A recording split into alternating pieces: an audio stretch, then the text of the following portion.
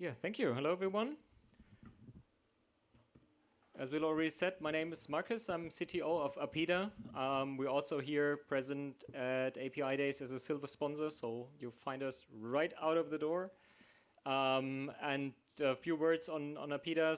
Most of you probably don't have heard of us. We are one of Broadcom's Tier 1 partners. We also partner with a lot of other companies in the API management space. And we are an active member of the Open API initiative. So I myself, I'm on the business governance board of the Open API initiative.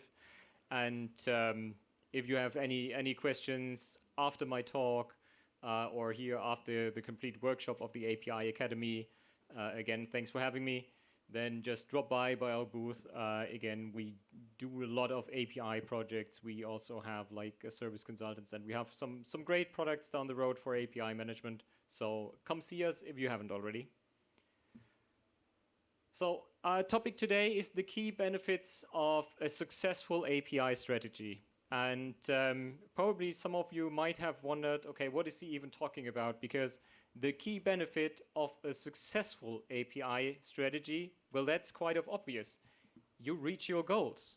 So that benefit is the ultimate goal that we want to achieve eventually. But honestly, there's more to this. There's more to a successful API strategy. And I would like to kick off the talk with some questions. So are successful strategies automatically also good strategies? Or is there a distinction between you are successful because you reach your goal and you are actually doing something that is good for your company, that is good for what you want to achieve? And if there is a difference, then what makes a good API strategy? So as most of us are visual thinkers, I chose that picture to visualize what we will be talking about in the upcoming 30 minutes. So every one of us, we want to achieve our goals. So also for our company, we want to achieve our goals. Our goals within the API space might be we want to deploy a new integration architecture. We might want to get a higher reusability count on our APIs. So the goal that needs to be aligned with what the company eventually wants to achieve, right? So that is where you want to go. That is the other side of the river in this image. Now you have this strategy, and the strategy are basically these stepping stones. They tell you how to come from your current position to your goal, how to achieve your goal. What are the steps you need to take to reach that goal? And there are a lot of different strategies to reach the goal in this picture alone, right? So, for example, you can try to jump all the way to the goal, which in that scenario wouldn't work because that's just too long. You can try to run as fast as possible over these stones. You can try to go as slow but secure as possible over these stones. So or there are any number of strategies to reach that goal. And even if your strategy is more generalized, like just go over these stones to reach the goal, then how do you do it? What are you doing? Well, we also have to have something that we call constraints. And that is basically something that helps you arrive at the goal in a way that you prefer, that you think is good. So here's the distinction between a successful strategy and a good strategy. So in that example, the constraints might be, I don't want to get wet, right? So every strategy I can imagine that has the risk of me getting wet isn't a good one. As well, I don't want to injure myself. So I'm not going to go run as fast as possible over these stones because they are slippery, right? So I can fall down, I can hurt myself. So these constraints, they limit what my strategy can actually do, and even more importantly, what my execution can do. So these three things, I have the goal that I want to reach, I have the strategy that I want to use to reach that goals, and the constraints that I have. All of these three give me a blueprint of what to do during execution. right? So if you wonder what you should do next, you look at your strategy. If you wonder how you should do that, you look at your constraints. So by having goal, strategy, and constraints, a lot of the decisions are already done. You don't have to think about it. If you have the possibility to do it in 10 different ways, 8 of them might be ruled out because of your strategy or your constraints. So you just have to choose between 2. And if we transfer that now to the API management space, we still have our goals, we still have our strategy. But instead of constraints, we now have something that we call governance. So these are the rules that we play by. These are the rules, the guidelines that we want our APIs to adhere to. So we want them to look all in almost the same. They want to work them the same way so that people don't have to learn new ways of working with the APIs every time. We want, of course, governance constraints that guarantee us a certain amount of security or of quality. So do you have a good API strategy if it produces low quality APIs? So your goal might be, I want to double the number of APIs on my integration platform. So that's easy to do. You can double the number of APIs, but do you get anything out of it? Is it good? Is just the double number of APIs with bad APIs, does that help, or does that, in contrast, makes everything worse?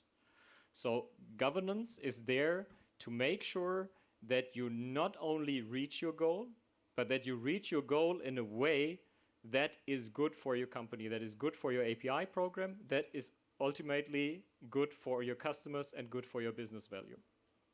And all of these, the goals, the strategy, the governance, feeds into your API management practice.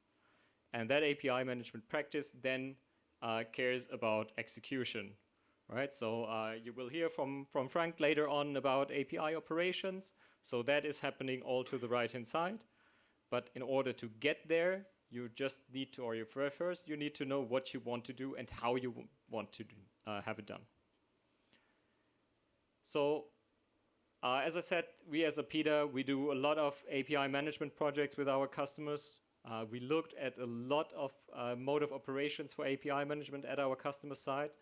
And the constraints that we derive from our customer projects, they are usually the ones I listed here. So topmost, of course, security. Again, having APIs is good. Having insecure APIs is not good, right? So you need to make sure your APIs are always up to the task. They are secure.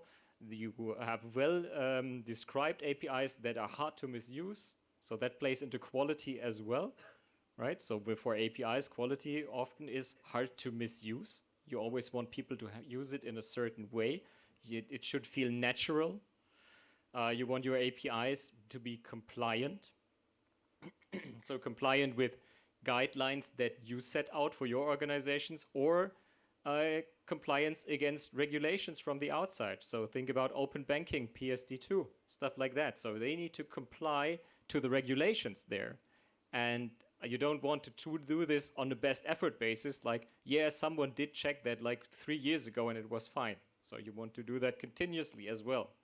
That is why it's so important to think about these constraints before moving to operations, because ideally these constraints are there all the time. So for every step you do, create a new API, update an API, sunset an API, all of those adhere to these constraints. So there's no use of checking security, quality, compliance only when you create an API, and then you change it over the course of 2, 3, 4 years, but never check it again, right? Other constraints like reusability. So a lot of business cases that I read, they really read like, okay, so we built our new integration platform, it's a new API layer, and the big benefit is we don't do point-to-point integrations, we now use one API, and it's reused 5 times, so we save 4 times the effort. So that's the business case. Now the problem is, if you don't think about that before creating your APIs, the APIs you create might not be reusable. So, okay, you created an API, check. You deployed your API, check, it's operating as it should, check, but it's not reusable. So you won't hit your targets. Again, uniformity, maintainability, you basically, all of the APIs you publish should look and behave the same way.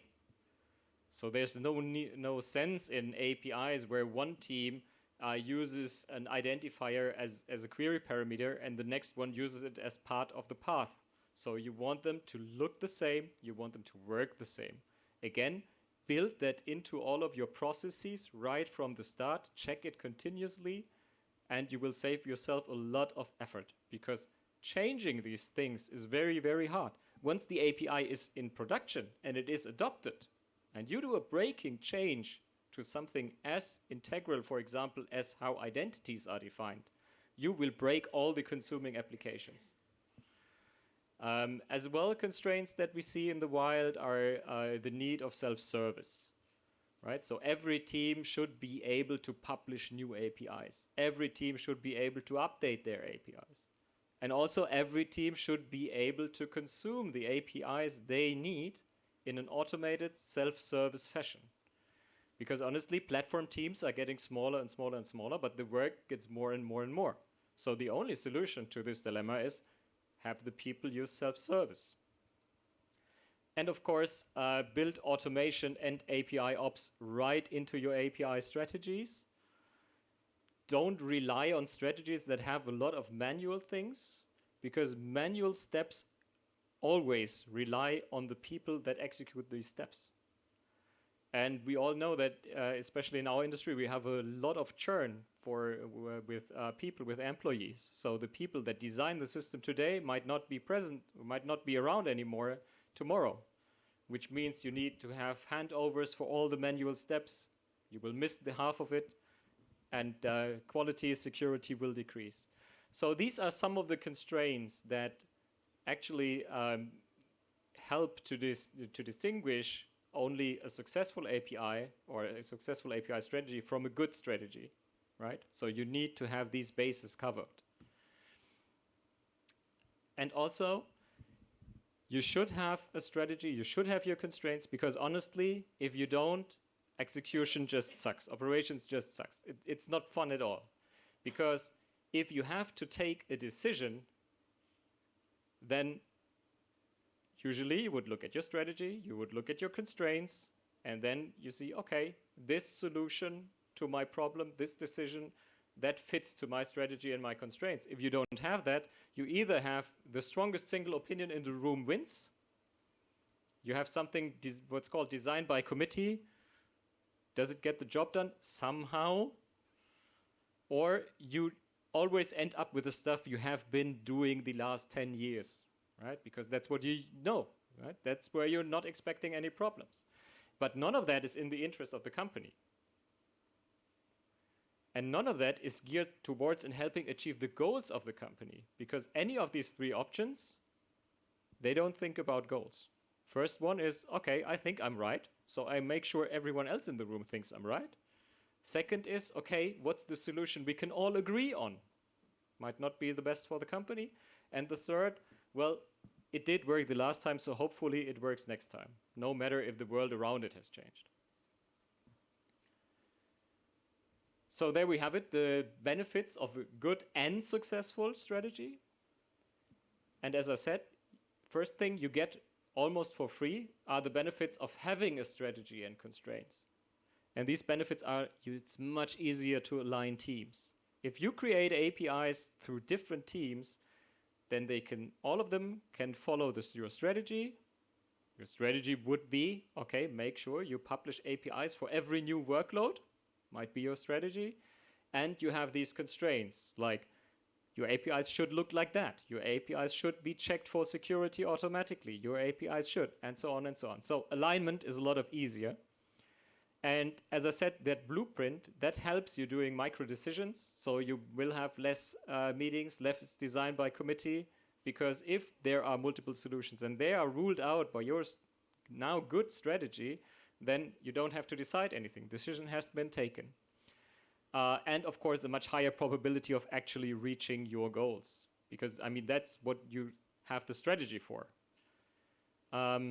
What you also get, like for free, are the benefits that are created by the use of those constraints. So you have much better governance, at least if you stick to these constraints that I had on this prior slide. Everything is already built with that governance in mind. So you already set up all your processes to have these constraints in mind. And if you use the automation bit, that's no additional effort. It's just doing it automatically with every commit you do in your source code repository for your APIs, right? And of course, if you have, or if you declare security, quality, transparency as a constraint to all of your APIs, then of course that level will rise, because you always get what you look at. If you don't look at security, you won't get good security, right? So even if you just say, okay, security is important for us, everyone please watch out for it, you get a higher level of security. And if you check it automatically, even better. And of course, you get the benefits that are automatically created when you reach your goal. So that is why you set these things as your goal in the first way, because you want, or you anticipate benefits associated with it. And these are usually business impacts. Bring down cost, create new digital products faster, more easily, or being able to create digital products at all, right? So it comes down that everything you do in execution, or everything that you do in operations, every technical decision you take, that's a nice one, but it doesn't yield business value per se. Only if you achieve your goals, it creates business value. You can do the best technical decisions out there. If they are not according to your strategy, if they don't help you reach your company's goal, they won't create any business value. Sadly, it doesn't work the other way around. So just having a good strategy, but being bad at execution doesn't give you automatically the business impact, right? So then we would probably don't have the conference here if it was that easy. So now, you know, or I have been talking about goals, about strategy, about steps to get there.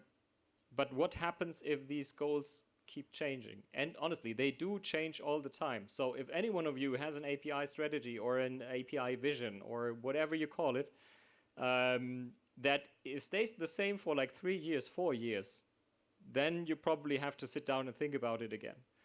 Because everything is changing. So the marketplace around you is changing. Your corporate goals might be changing. So again, we're trying to create business value here. We're not doing it for the sake of doing it, right? So that's not the job of strategy. Or there might be changes in priority, because the company wants to sell itself or what have you, any number of reasons, but priorities keep changing. And if your goals change, that means your strategy needs to change, because you build your strategy for that old goal. So a successful and good strategy that needs to embrace change, right? So you should not build any strategy that is hard to change. You should not take any technical decisions that are hard to change. So the best thing here is to just take a page out of the book of software engineering or other disciplines and adopt an agile way of working. Because the agile mindset itself embraces change. So in the agile manifesto or in the different incarnations of Scrum guides or whatever, basically it says in the introduction, these systems are built for change. So you have to find a mode of operation that allows for change without sacrificing stability, because what you don't want to have, especially with outside-facing APIs, is you don't want to sacrifice your stability. And the easiest thing is to mix and match multiple components to gain maximum flexibility. So use the best API gateway available, use the best whatever tool available, use the best tool for API design available, right? Mix and match what works best for you, and keep the flexibility to do so. The architectural pattern that you can use to achieve that is called federated API management. And federated API management basically draws itself of the fact that in most companies, or in an increasing number of companies, API management mostly looks like this. So you have a lot of different systems, some connected to each other, some not. Every component responsible for a small amount of the actual work. So for example, you might have multiple API gateways, you might have API gateways, even if they are from the same vendor that run on-premise and some that work in the cloud, and so on. And the basic idea of federated API management is that you connect all of these different, what is called data planes. This is where actually the requests are answered, the APIs are executed, are connected to one single control plane that makes sure that all of the APIs are executed correctly. And that control plane basically keeps track of what are the components in the system. Right? So you can add any component, you can replace any component. Of course, for things as as strategically relevant as an API gateway, you wouldn't change that like every 2 weeks. So probably it's more like, how can I get this API gateway that I know exactly how it's running, that I know exactly inside out? How can I work with that in that ever-changing scenario, right? Because that gateway is where your production traffic goes over, so that is where the money is earned. So you don't change that lightheartedly, right? So you want to keep that in production as long as possible, and you want to keep it in a state as good as possible, aligned with your strategy, because it gets the job done, it gets the requests answered. So yeah, this is a very short introduction on federated API management. We're doing a whole workshop on that tomorrow. I think it's 120 right next door. So if you want to get a hands-on introduction to that topic, to the topic of federated API management, I'm happy to see you tomorrow. Now, what we also experience at customer side is that the will to think about API strategy, to think about how to build up your APIs, to think about how to secure them in the best possible way, is much less prevalent in internal APIs. So I had quite some customer calls where it's basically like, yeah, the idea of that API management, yeah, it looks, yeah, that's fine, API strategy, yeah, I get that. But we only use the APIs internally, so we don't have to do this. And honestly, this opinion is just wrong. So there's no other way to put it. Because we live in a zero trust world. So every security provider out there, and even the ones that are here today, that are on the show floors that you might have talked to, they will tell you that we live in a zero trust world. And zero trust means, well, there is no trust. So it doesn't matter if it's internal or external. If I don't trust my internal systems, then I have to secure them the same way I would if they were publicly facing. So, and the easy question, for example, if we talk to management is, okay, just because the API is internal, can you afford to have a lower security level? And most of the time, this is the case. So a lot of the time, internal APIs are not secured state of the art. So if the attacker gets inside, it's most of the time easy to exploit it. And as we all know, in the API industry, working with APIs day in, day out, everything has an API right now. Even on the production floor, every machine has an API right now. So if you don't secure your APIs inside of the company as well, as soon as the attacker is inside, it's game over. Second thing is, internal products are also products. So only because your team is an internal team and not a third party that pays money for your API, that doesn't mean they are not your customers. They are your customers. They are stakeholders. They have the right to have a good developer experience. And that is also in line, now we're talking again strategy, with the goals of the company, because having a great developer experience also for internal APIs means your time to market will be, or time to value if it's internal, will be much shorter, efforts are lower, lower costs, so that is totally in line with the goals of the company. And a third thing is, only because that API might be internal today, it might not be tomorrow. So that is what everyone's striving for, right? So everyone is hunting to become more of a software company. And being more of a software company means you have to have digital products. Digital products mean APIs. The easiest way to create a new digital product is use something that you used internally before and publish it to the web and get people to pay for it. Your partners or whatever, right? To give you an insight on that, we have one customer, a big trade fair, that had set up APIs for their ticket data. And these APIs were there. And then they decided they want to have more of a digital business model. And now they are selling anonymized access to their ticket data to interested parties.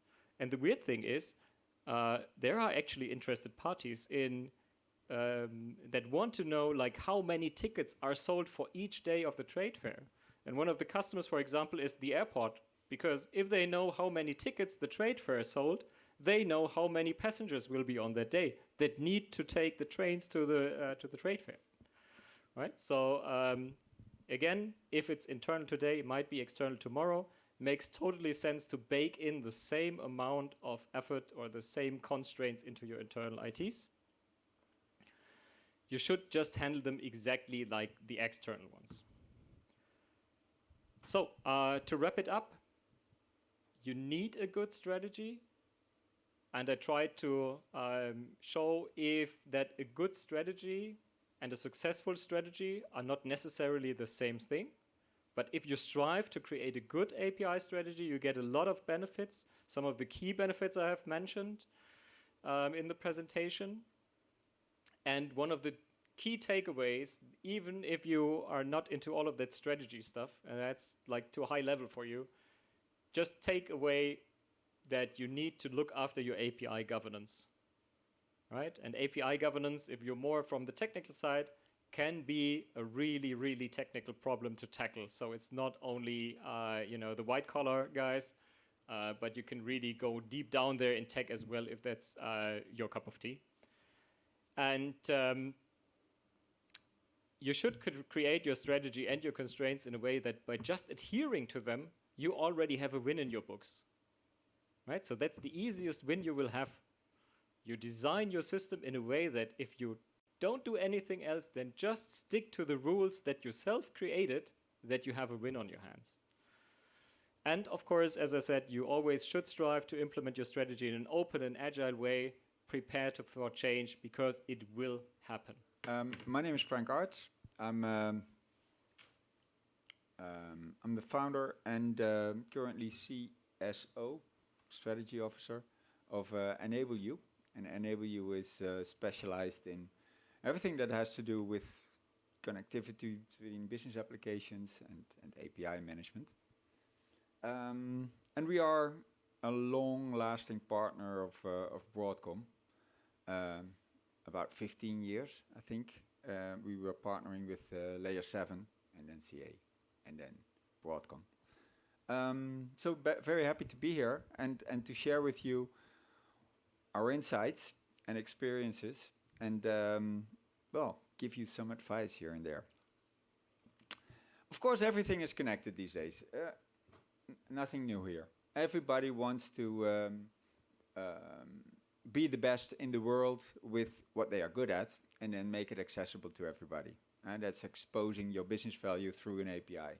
That's one thing. And the other side, of course, is that you can compose any good customer experience or any innovation by combining existing APIs and building it into something beautiful.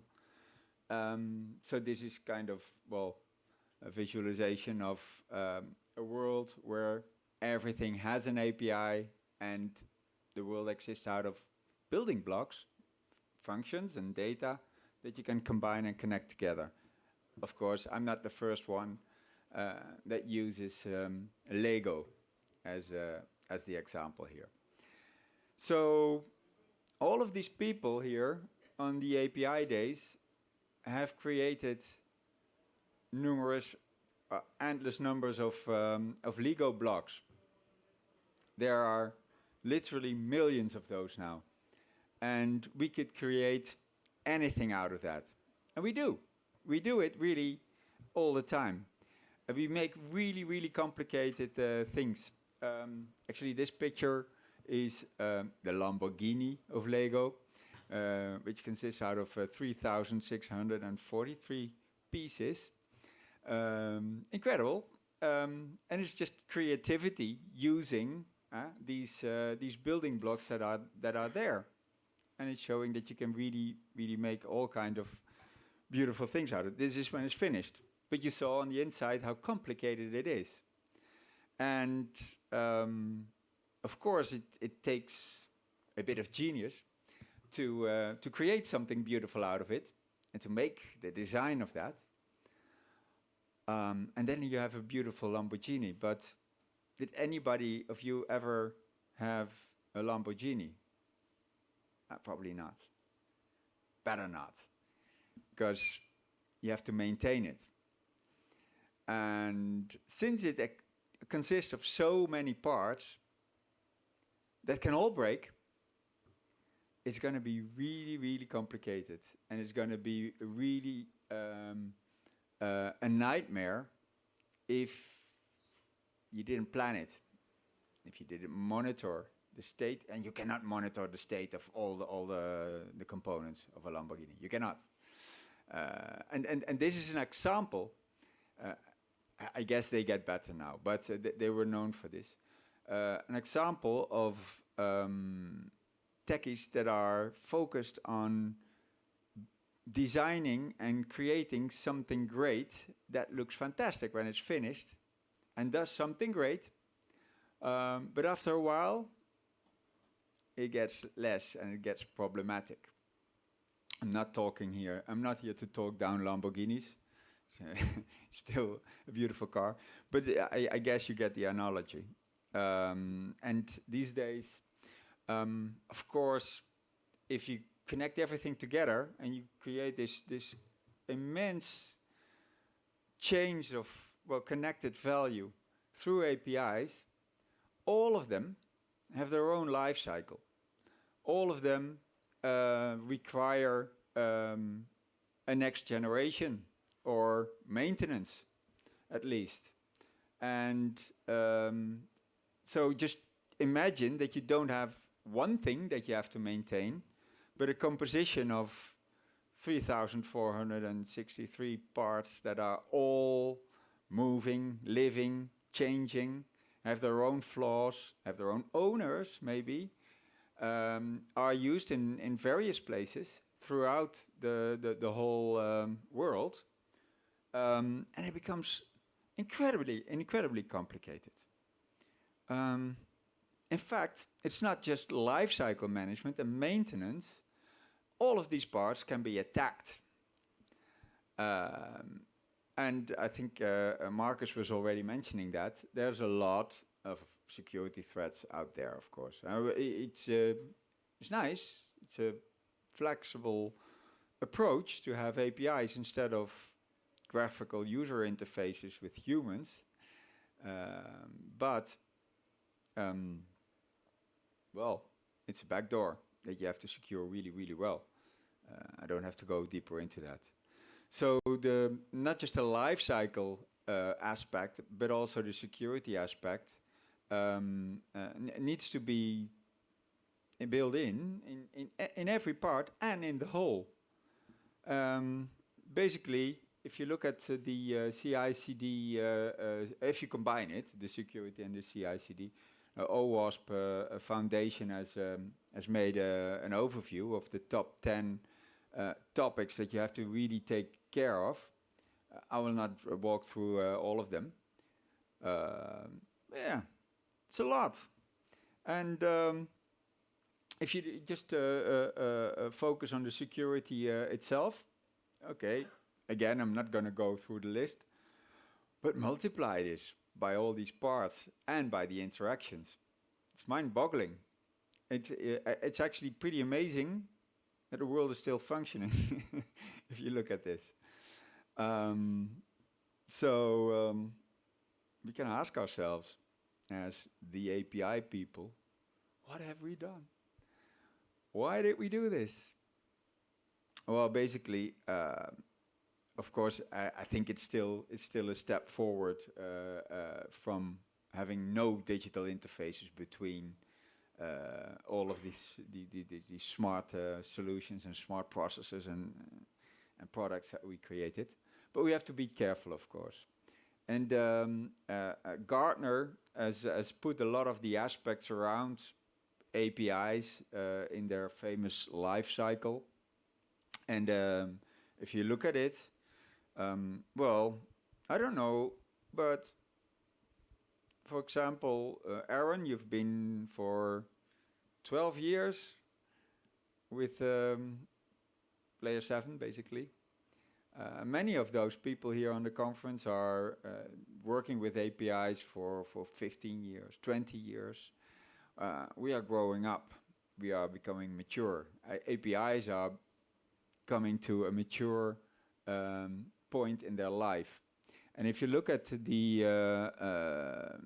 hype cycle and where you get to the plateau of productivity, to maturity, nowadays Gartner is very much talking about a mediated API pattern. What is that? It's kind of a new term that they added to the whole story, and they put a lot of focus on it now. But basically, it's no longer about the API and designing a nice API. It's very important. Marcus was right. You have to design an API with reuse in mind, with security in mind, etc., etc. But you need to have it working in the whole, or you have to keep the whole working. And you have to keep the combination in control, including every aspect of it. The load management, the security, of course, the change management of it, and also the actual simple, monitoring, logging, what you get from the monitoring, and the alerting that comes with it. So, okay, we create these beautiful things composed out of so many small building blocks. But yeah, we have to keep track of the condition, the changes, upcoming changes, the security threats, the lifecycle management, and the health of all these building blocks. Well, one thing that is kind of becoming with a mature state is that last part, the operations. Really keeping track of how things are going. So logging, monitoring, and alerting. And trying to do that, not just for the separate APIs, but for the business process that you have composed on a business level. So actually, are my new applications for insurances actually coming through? Or what are the delays? Or whatever I want to build with these API chains. Now it's not so easy because they have different mechanisms and they write their logging data, if they do it at all, to many different places. So I think a lot of people have been struggling with that, especially big organizations that also have maybe not just everything on one type of gateway. They have different types of gateway. They have maybe not every API virtualized and exposed through a gateway. So you have to gather a lot of information from different places. And these days, Elastic or these kind of frameworks can be very helpful by getting these types of information together. And one of the things that you can do, if you have a gateway, you kind of channel it in a structured way.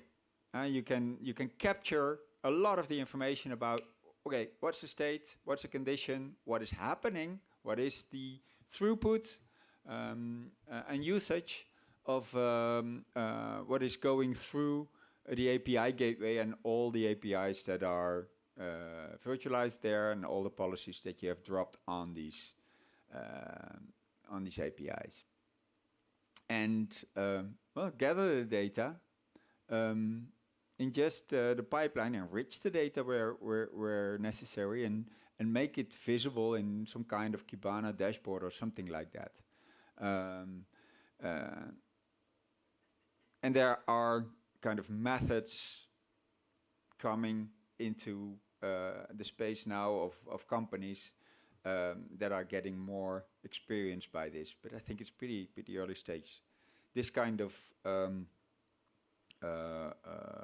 methods or experience is still a little thin out there, I think. But I think that we, the API people, actually have a big responsibility to make sure that we not just design the nice things, but that we actually make things that work with it and keep working. So you need to have all of this. And yeah, this was the actual slide that I put for Marcus, but then he walks out of the room. But of course, you have to connect everything to the strategic goals of your company or the customer. And then from that, you can derive an API and an integration strategy. And from that, you can derive step by step by step. But don't forget also the base, the bottom layer, to really have the monitoring and reporting and alerting story in place as well. And then I think you can get happy again. If you do it well, you can get a grip, you can keep a grip, and you can really take the advantages for long term out of the API approach, so to say. But this is my my little story on that. I hope some of the images will stick. Hi, welcome. My name's Aaron White. I'm head of product management for Layer 7. And right now, as part of this API Academy workshop, we are going to look at API futures. And this is the worst deck to put together, because in 6 months' time or a year's time, you can come and tell me I was totally wrong. It's a bit like that Gartner hype cycle, right? How many times do we go back and tell Gartner they were wrong on the hype cycle? But we're going to do it. And I thought we should start off by looking at, are APIs still growing? And thankfully for us, for all the vendors here, for all the technicians and practitioners, they are. And they're doing that for a number of different reasons. I've read several statistics recently about what breakdown of HTTP traffic is actually APIs. And if I think back to, 5 years ago, it was probably less than a quarter of traffic was API traffic. It's now as high as 80, 90% in some scenarios. So absolutely APIs are growing, and their usage is growing even more. Companies have digitally transformed, or they think they've digitally transformed, which was, changing the business to meet digital requirements. And now companies are looking at more digital innovation. Not just can we put an API out there, how can we use APIs to really innovate in our business as opposed to transform? And I think a lot of businesses think they did transform in an innovative way, but I think companies are now really trying to find the sweet spot for that digital innovation and changing their business. There's the horrible thing that's making APIs more successful is COVID. We had several customers ourselves whose high street presence disappeared either during lockdown or after lockdown. Those companies are having to change and transform, some of them much faster than they wanted to, and all of those are being transformed by APIs. We had telcos, for instance, who, most people of a certain age go into a store to change their mobile plan. That's all online now, and I think everyone's coping with that. Not just us as technicians and practitioners and API experts, but the population is having to deal with that. My parents, who are in their 70s, are doing things I never thought they'd do because of COVID and how it's transformed us. And there are still legacy APIs out there that need modernization. We talk about REST as if it's the only thing out there, the only thing that's got any legacy behind it. Apidays is 10 years old, but we still have SOAP services out there that are probably 20 years old. So all these things are growing the API space, and that is great news for us, I think. If we're at this conference, we should be happy about that. So where is the tide rising? What things are coming up that are making the API space more important? One of the things we've started to see more and more of is treating APIs as products. From a product perspective, I'm going to overuse the word product here. From a product perspective, solutions like the one we provide and lots of the ones out here on the floor have had API products for a long time. But companies are now starting to treat APIs as proper products. They're thinking of the life cycle of an API. They're thinking of the design phase, the strategy to get there. They're thinking how they mature an API, how they grow the consumption of that API as a product. They're putting product managers in charge of APIs instead of technicians and architects and that kind of stuff. And one of the things I hope we'll get from this is that some APIs have a life cycle that ends, right?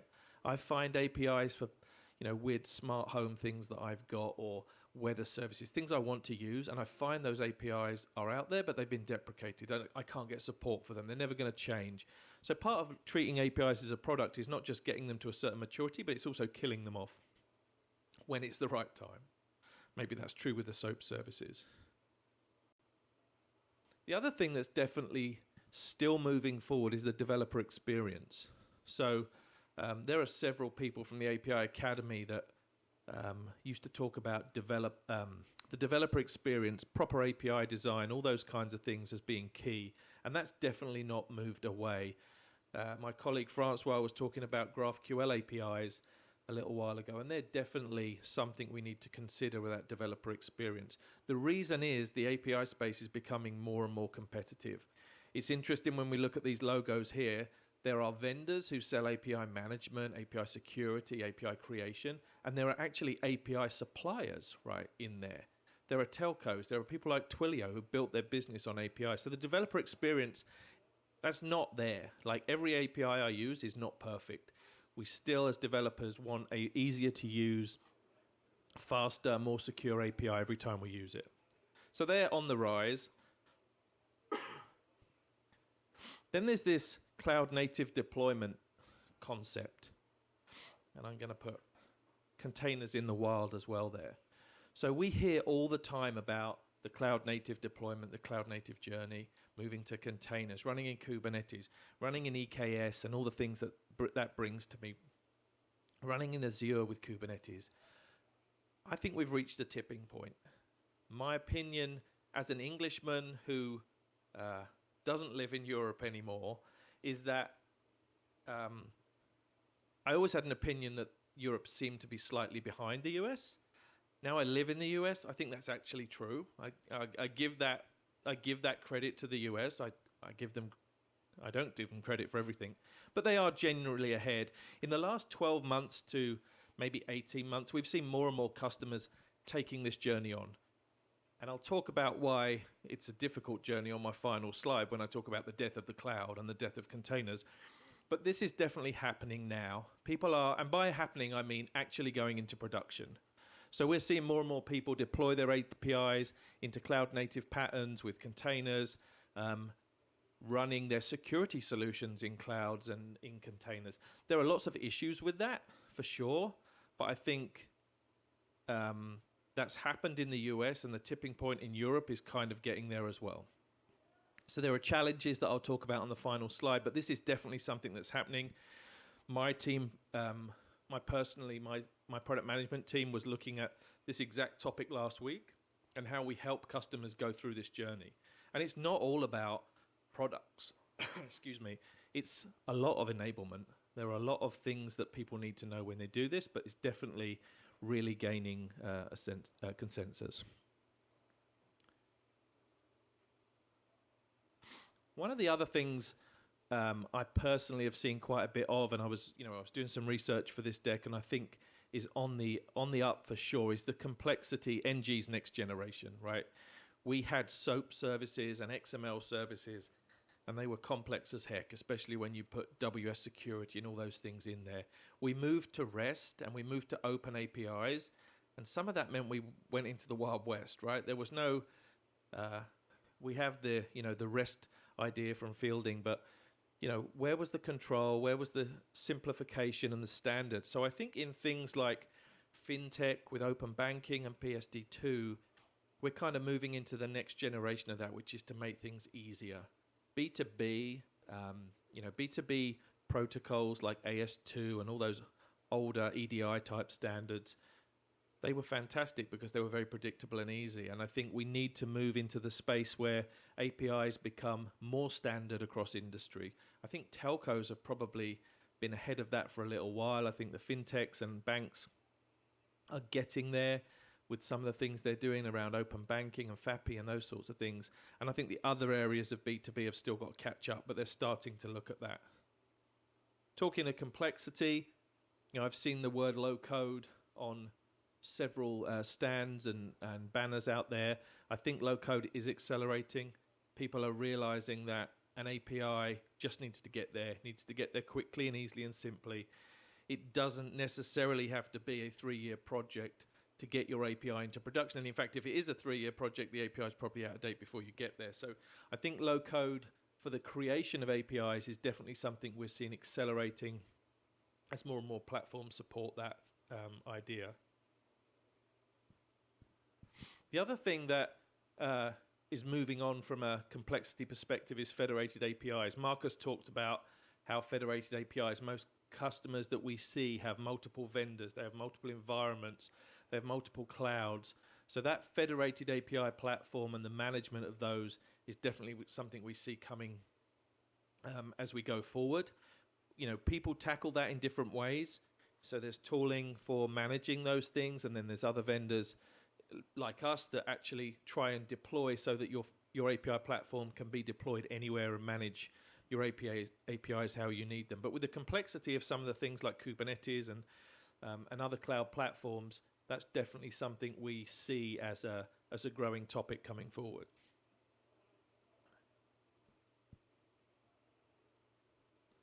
So the most predictable part of API management we see coming is security, right? I don't want to talk about the future of APIs without talking about the security part of it, because it's always at the center, and I think it's becoming more so. As more APIs come really critical to the business, the security around it becomes more and more important. I think there's been a number of CVEs out there that have affected the whole industry in the last couple of years. I feel like the community out there is finding more and more all the time. But managing CVEs, managing protecting the threats that an API has is now really important. We used to think about how we lock our store up, our physical store. Then we worried about the website. Now we have an API, and the API can provide everything to your would-be hacker. So security will remain center stage. Things like threat protection become really important. Francois in the session earlier this afternoon talked about GraphQL and the complexities around that. So it's not a done deal. Just because you can protect a RESTful API that is JSON in and out doesn't mean you can protect a GraphQL API. So we need to keep thinking and looking at that.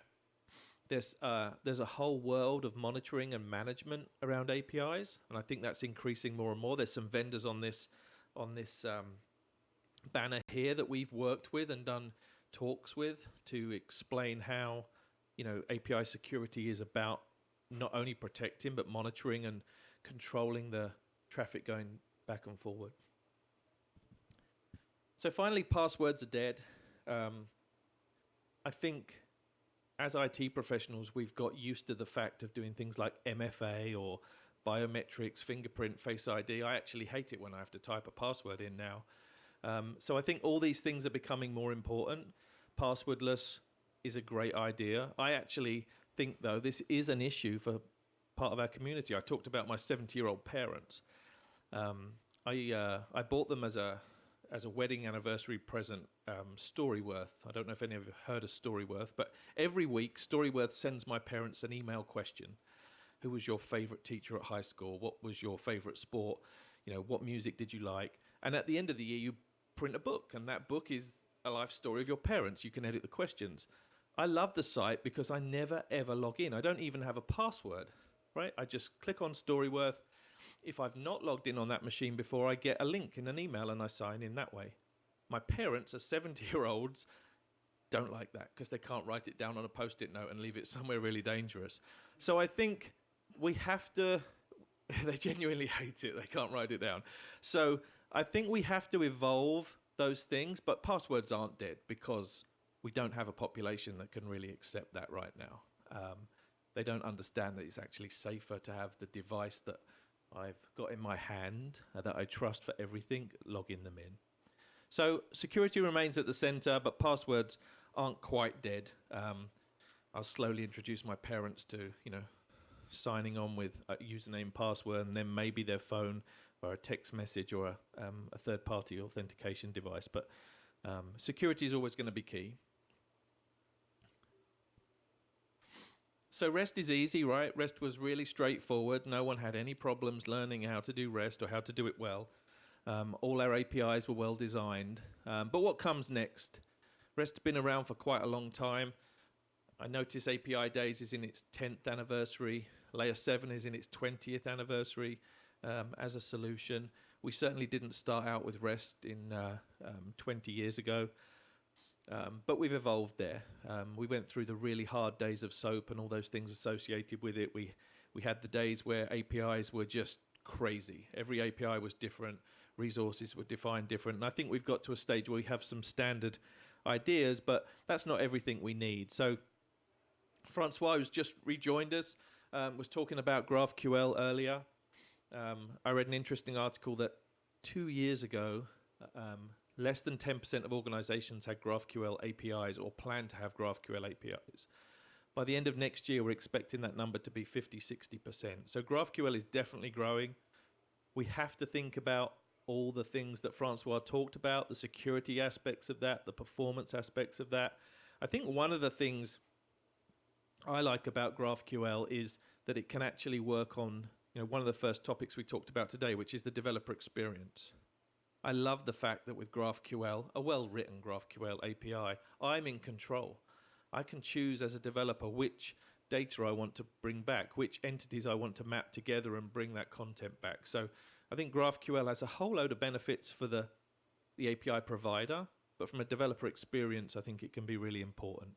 Often heard as back-end for front ends, but I think back-end for developer experience is also a really valid way of thinking about GraphQL.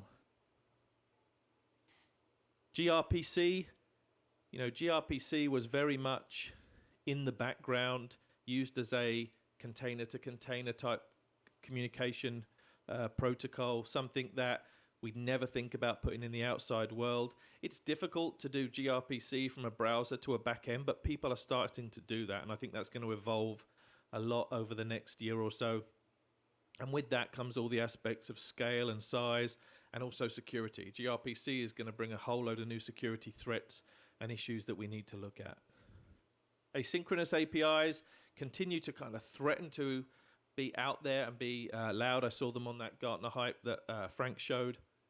I think they're great for certain use cases, and that probably goes for all these things, right? GraphQL is not right for everything. gRPC is not right for everything. Async is a great way of solving some problems, but it'll be interesting to see if they become more and more popular. WebSocket seems to have been bubbling around for ages, but I think more and more, as more and more digital experiences get driven digital, going online, doing a shopping return, all those kinds of things, WebSockets is going to become into its own. More and more sites that you go to now, you can have a web chat with somebody or something, right? I do get annoyed when I click on a web chat and it's clearly a robot from minute one and it's pretending to be a human. It's a bit like getting that annoying fake typing sound when you're waiting online for someone to speak to. But I think WebSockets will continue to be there, and I think it will grow as we get more real-time and more interactive with back-end services and back-end people. So one of the growth areas I talked about in the first few slides was containers and cloud, and I said it's really key, it's getting there, we're reaching a tipping point, but it's also dying as well. I want to put some context around that. I think more and more people are moving to the cloud and moving to containers, and that is very true. They're moving to multi-cloud, so a lot of companies we talk to, when we say, which cloud provider do you use? They list 2 or 3 or 4. And then they go, oh, and we're going to do it on-prem as well as a private cloud. And that's a great aspirational thing as they try and find the money and the time and the resources to manage all those things. And that's what kind of brings me on to the death of cloud and container deployments. We have started to see customers that are backing away from the cloud for a number of reasons. Maybe it's security. Excuse me. Maybe it's security and they are not prepared to put their crown jewels of their organization, the really important services, in the cloud, and they've come back from that after having an issue with one of the cloud providers. Other people are backing out of it because of expense, right? If your service is running on-prem in a server in a data center, there's a certain amount of cost with that. If that server is utilized at 10%, when utilization goes through the roof and it's 90%, it costs you very little extra, right? Maybe there's a little bit of power usage that your server has, but the utilization is much easier and cheaper to manage when you own the server. When you put an API and you put your environment into the cloud and into containers, massive growth can lead to massive cost. And we're seeing organizations back away from that. And that's an interesting concept as people think the cloud is going to save them money and then realize it actually costs a heck of a lot. And there are things in your development environments that will also cost a lot that you have to run and charge. We run a lot of our development environment in the cloud, and we look at those things every month. We look at those costs and we look at how we can control them. Do we need our test environments up 24/7? No, we probably don't. So we look at those things and pull them out. And for some people, that cost is too much. The final thing I would say that is really affecting the cloud and container deployments in the customers I talk to is skill set. Now, in this room and in this environment, in this conference, we're probably all okay. But there are organizations that just cannot hire the people they need to run these things. And when I say they can't hire them, and I think, again, being part of the IT industry, this is good for us. It's not that they can't afford them, they just can't find them. So if you've got these skills, you should be sat there very smugly thinking about how you can write your CV or your resume and go and ask for more money from whoever you're working for. But unfortunately, it is strangling the growth that we would expect in this space. It's stopping people from doing what they need. So hopefully we get those skills. We actually have plans to try and enable our customers into doing things in the cloud and containers because they come to us, they've been told they need to do it, but they don't have a clue what they're doing. So we're trying to enable customers. We're working with partners like Enable You and Apidays outside in trying to make sure that that isn't the blocker. But I just wanted to finish the presentation on this point.